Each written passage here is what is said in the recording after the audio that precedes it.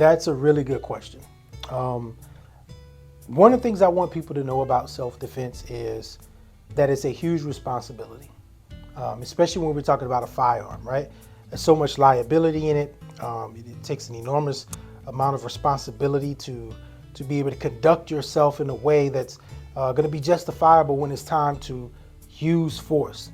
And I don't think that some of our citizens in the community really understand what that responsibility is.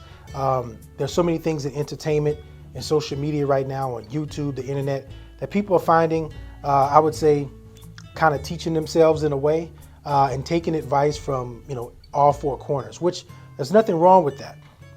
But some of this advice that's out there is actually bad. So what you see is these people spill over onto these social media platforms and in these threads, and they start spreading some more of that bad information, and it just trickles.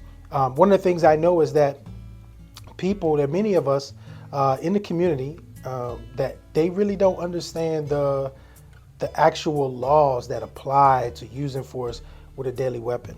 And that concerns me. Now, there could be an instance of just not having enough training in the area. But what I've discovered is that people don't really sign up for that training. I've had that.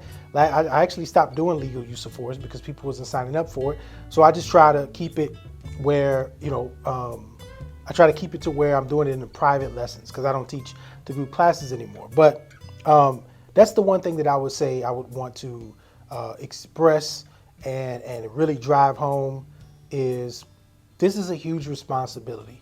Getting a gun is not you don't want to marginalize the responsibility that comes with that, because we're talking about your freedom. We're talking about, your finances. We're even talking about your life or someone else's life. So take it serious. This is not a game. You got to make sure you're in the right mindset, and you got to be mentally, spiritually, and physically prepared to deal with whatever it is that you may have to deal with that deadly weapon. And if you're not ready, there's some serious complications that can come with that.